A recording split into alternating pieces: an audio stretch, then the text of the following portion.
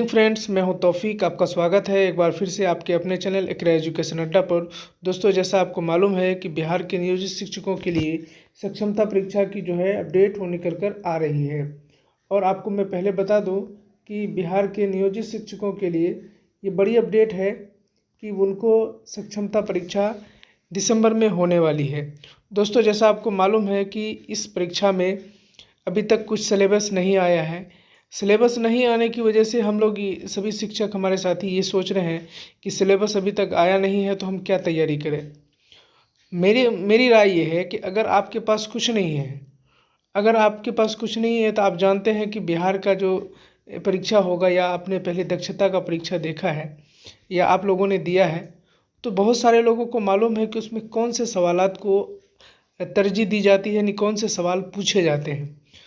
और मुझे उम्मीद है जैसे बिहार बोर्ड की तरफ से परीक्षा लिया जाएगा तो उसमें से ज़्यादातर सवाल उसी रेंज के होंगे, उसी तरह के होंगे जो आपको दक्षता में पूछे गए हैं। जैसा उन्होंने कहा है कि ये सवाल मामूली होंगे, लेकिन मामूली सवाल उन्हीं के लिए होंगे जो जिनको इनकी जानकारी होगी, जो इसके बारे में अच्छे से जानते होंगे। बाकी अगर जो नहीं जानते हैं, जिसने कभी इसको पलट कर नहीं देखा है, तो उनके लिए वही सवाल जो हमारे लिए आसान है, जो हमने पढ़ा है हमारे लिए आसान होगा। लेकिन जिसने उसको कभी नहीं पलट के देखा है, कभी उसकी रिपीट नहीं किया है, सभी शिक्षक तो जानते ही होंगे, लेकिन इसमें यह है कि आपने उसको रिवीजन नहीं किया, आपने उसको दोबारा नहीं देखा। अगर आपने दोबारा नहीं देखा है तो आपके जहन में वो नहीं रहता है।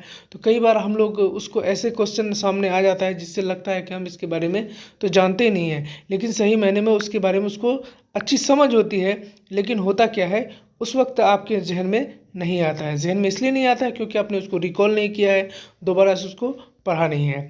तो दोस्तों, आपके लिए मैं आप सक्षमता परीक्षा से जुड़ी हुई 6th क्लास का जो सोशल साइंस जिसको कह सकते हैं, हम आर्थिक, सामाजिक, आर्थिक और राजनीतिक जीवन, इसका वीडियो मैं आप सबके सामने लगातार लेकर आ रहा हूं। और इसको पार्ट बाय पार्ट एक ही बार में सारे क्वेश्चन को नहीं करा पाता हूं। इसमें मैं क्या कर रहा हूं, इम्पोर्टेंट पॉइंट जो उसमें से छांट के जो बहुत इम्पोर्टेंट है उससे सवाल बन सकता है। तो मेरी अपनी समझ है, मैं उससे कोशिश कर रहा हूँ कि आप सबके लिए कुछ मटेरियल अपडेट या मटेरियल लाया जाए, और मैं उस मटेरियल को इकट्ठा करके लाता हूँ। ये मेरे लिए फ़ायदेमंद है क्योंकि मैं भी सक्षमता की तैयारी करता हूँ। साथ ही साथ मैं ये सोच रहा हूँ कि अगर मेरे तैयारी के साथ साथ अगर मेरे दोस्तों की भी मेरे साथियों की तैयारी हो जाए, इसमें कोई बुराई नहीं है।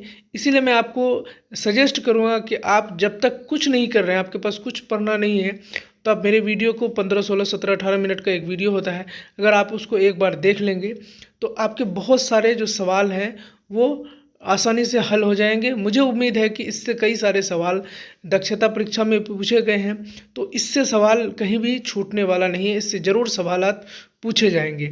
इसीलिए इस वीडियो को या आप अगर हमारे व्हाट्सएप ग्रुप में जुड़ जाएंगे तो आपको और आसानी होगी। इसमें यही जो सारा मटेरियल मैं आपको PDF बनाकर या ऐसे ही फ़ोटो सहित भेज दिया करूँगा, जो आपको आसानी से मिल जाएगा, जिससे आप इस मटेरियल से फ़ायदा उठा पाएंगे। इससे कहीं भी ये किनारा नहीं किया जा सकता है कि ये सभी सवाल, इन सभी 6 से 8 क्लास तक के सवाल किताब से, सोशल से नहीं पूछे जाएंगे। कहीं ना कहीं ये सवाल आपको टकराएंगे और इसका 100% गारंटी है। तो चलिए दोस्तों, शुरू करते हैं बिना समय गवाए, क्योंकि मैं बहुत ज़्यादा बोल गया हूँ। तो बिना वक्त गवाए अब शुरू करते हैं क्लास 8 के सामाजिक, आर्थिक और राजनीतिक जीवन का पहला पार्ट है ये, भाग 3 का पहला पार्ट, जिसमें जो इम्पोर्टेंट पॉइंट था क्या कहते हैं, चैप्टर 1 नंबर और 2 नंबर का, उसको लेकर मैं आप सबके सामने हाजिर हुआ हूँ। चलिए शुरू करते हैं। शुरू करने से पहले दोस्तों, अगर हमारे चैनल पर नए हैं और सक्षमता परीक्षा की तैयारी करते हैं आप, तो हमारे चैनल से ज़रूर जुड़ जाएं। साथ ही साथ मेरे चैनल को सब्सक्राइब भी कर लें, और जो भी मैं वीडियो डालूंगा वो सबसे पहले उसका नोटिफिकेशन आपको मिल जाएगा, तो आसानी से उसको देख पाएंगे। तो चलिए शुरू करते हैं। सबसे पहले इस टॉपिक में जो है, अधिनियम 2009 में किन किन बातों को ध्यान रखा गया और किस तरह के बच्चों के लिए कानून बनाया गया। जो शिक्षक का अधिकार अधिनियम 2009 है, क्या इम्पोर्टेंट पॉइंट है, उस पर हम लोग चर्चा करेंगे। तो सबसे पहले दोस्तों ये है कि 6 से 14 वर्ष के लड़का या लड़की को विद्यालय में प्रवेश से मना नहीं कर सकते हैं। इस कानून का सबसे पहला प्रावधान ये था कि 6 से 14 वर्ष के जो भी बच्चे हैं, चाहे वो लड़का हो या लड़की, उसको किसी भी विद्यालय में, सरकारी विद्यालय में प्रवेश करने से साल के किसी भी समय में नहीं रोका जा सकता है। दूसरा है कि प्रत्येक 3 किलोमीटर के दायरे में कक्षा 8 तक के विद्यालय का, सरकारी विद्यालय का होना आवश्यक है। तो यहाँ पर क्या याद रखना है कि प्रत्येक 3 किलोमीटर के दायरे में कक्षा 8 तक के यानी मिडिल स्कूल का होना ज़रूरी है। उसके बाद तीसरा पॉइंट है कि कक्षा 1 से 5 तक के विद्यालयों में छात्र अनुपात 30 पर 1 होना चाहिए, यानी 30 बच्चे पे 1 शिक्षक होना चाहिए। तो ये जो शिक्षा का अधिकार अधिनियम 2009 है, इसमें इन खास 3 पॉइंटों को ध्यान दिया गया। इससे दोस्तों कई बार हमारे लिए सवाल बन सकते हैं। इसलिए सवाल बन सकता है क्योंकि ये हमारे शिक्षा से जुड़ा हुआ है। शिक्षा से जुड़ा हुआ चीज़, जो जुड़ी हुई चीज़ होती है, उनके बारे में ख़ास तौर पे सवाल पूछे जाते हैं। इसलिए हमको शिक्षा का अधिकार अधिनियम 2009 याद होना चाहिए। इसमें सबसे पहला पॉइंट था ये कि 6 से 14 वर्ष के किसी भी लड़का या लड़की को आप स्कूल में नाम लिखवाने से मना नहीं कर सकते। दूसरा है कि 3 किलोमीटर के अंदर दायरे में 1 से 8 तक के एक स्कूल का होना आवश्यक है।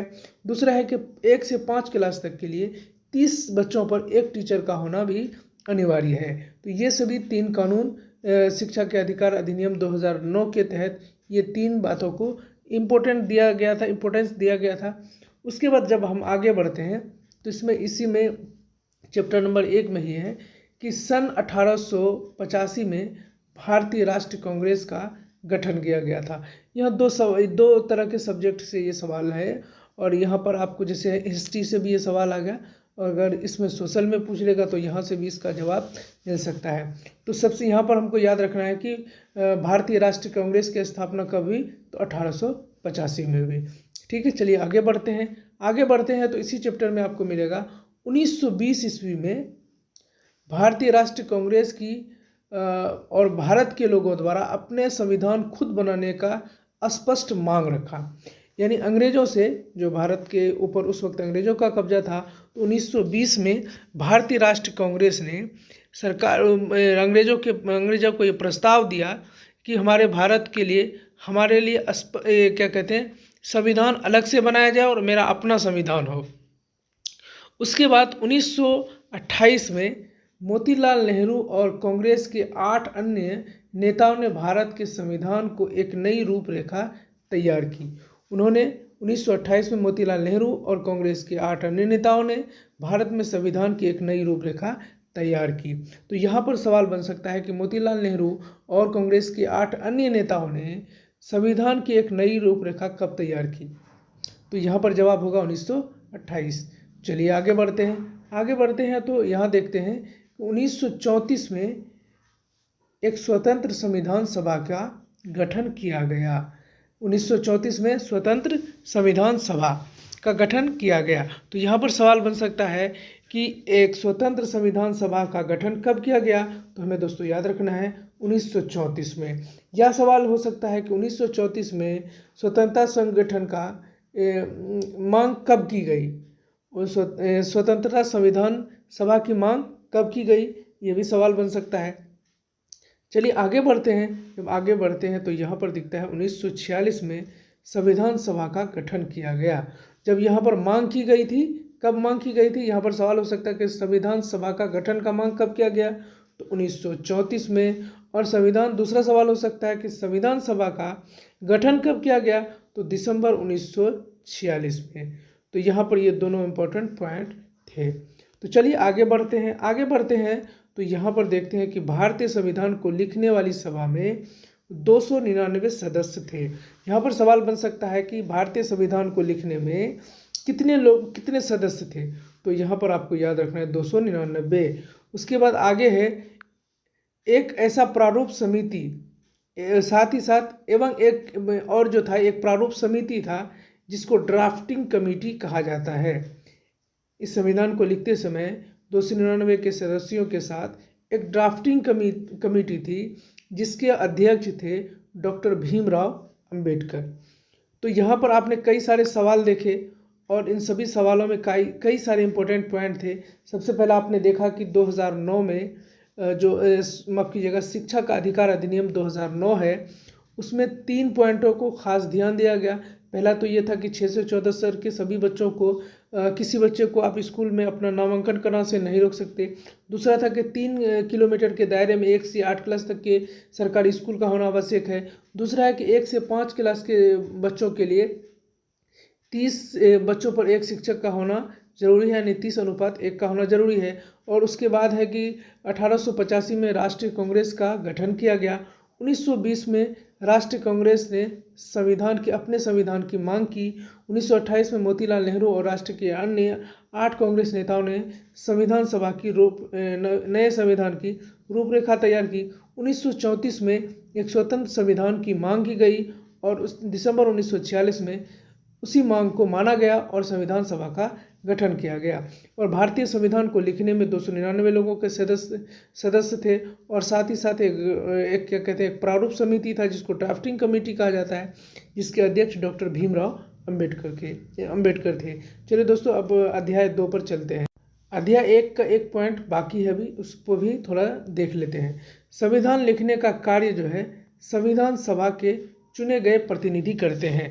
यहाँ पर सवाल दोस्तों ये है कि संविधान सभा को लिखने का कार्य कौन करते हैं, तो यहाँ इसका सही जवाब होगा संविधान सभा के चुने गए प्रतिनिधि। संविधान में जो कानून में परिवर्तन होता है, कई बार आपने देखा होगा कि नए नए कानून बनाए जाते हैं, उसको परिवर्तन करने के लिए उसको कौन लिखता है, तो उसका काम किसका है, संविधान सभा के चुने गए प्रतिनिधियों का।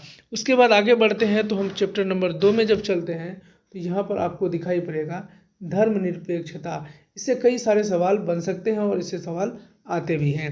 तो चलिए शुरू करते हैं इसको कि भारत के कुल 8 धर्मों के मानने वाले लोग हैं। यहाँ पर सवाल बन सकता है कि भारत में कुल कितने धर्मों के मानने वाले लोग हैं। ज़्यादातर लोग जानते हैं, लेकिन एक बार रिकॉल कर ले तो बहुत अच्छा है। सबसे पहले बता दें कि हिंदू, मुस्लिम, सिख, ईसाई, पारसी, बौद्ध, जैन और यहूदी, ये 8 जो है धर्म के लोग भारत के अंदर रहते हैं। तो चलिए आगे बढ़ते हैं। धर्मनिरपेक्षता का अर्थ क्या है दोस्तों, सभी लोग जानते हैं, लेकिन फिर भी एक बार रिकॉल करना ज़रूरी है। भारतीय धर्मनिरपेक्षता का अर्थ क्या है? भारतीय संविधान का अर्थ होता है वे सभी लोग जो अपनी अपनी धार्मिक मान्यताओं को, वो तौर तरीकों को अपनाने की पूरी आज़ादी होती है। धर्मनिरपेक्षता किसे कहते हैं? किसी भी भारतीय संविधान का जो अर्थ होता है, उसका मतलब होता है कि किसी भी धर्म के मानने वाले लोग अपने तौर तरीकों को अपना सकते हैं, जैसा कपड़ा चाहे पहन सकते हैं, जिस तरह उनका धर्म कहता है वो इबादत कर सकते हैं और उन पूजा पाठ कर सकते हैं, उसके लिए कोई रुकावट नहीं है। यही धर्मनिरपेक्षता का असल में अर्थ है। उसके बाद चलिए दोस्तों आगे बढ़ते हैं। तो आगे बढ़ते हैं तो मौलिक अधिकार की बात करते हैं। चैप्टर नंबर 2 में है मौलिक अधिकार। तो मौलिक अधिकार में कौन कौन से अधिकार आते हैं जिनको मौलिक अधिकार कहा जाता है? तो सबसे पहला जो है समता का अधिकार, उसके बाद है स्वतंत्रता का अधिकार, उसके बाद है शोषण के विरुद्ध अधिकार, धार्मिक स्वतंत्रता का अधिकार, सांस्कृतिक और शैक्षणिक का अधिकार और संवैधानिक उपचार का अधिकार। ये सभी जो अधिकार हैं ये मौलिक अधिकार हैं। हमसे अगर सवाल पूछा जाए कि समता का अधिकार कौन सा अधिकार है, यहाँ पर हमको यही सारा ऑप्शन दे दिया जाए और मौलिक अधिकार भी दे दिया जाए, तो हमें से क्या चुनना है? मौलिक अधिकार चुनना है। तो चलिए आगे और बढ़ते हैं।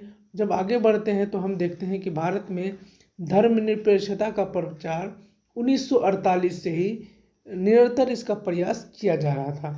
धर्मनिरपेक्षता का प्रचार कब से किया जा रहा था? 1948 से।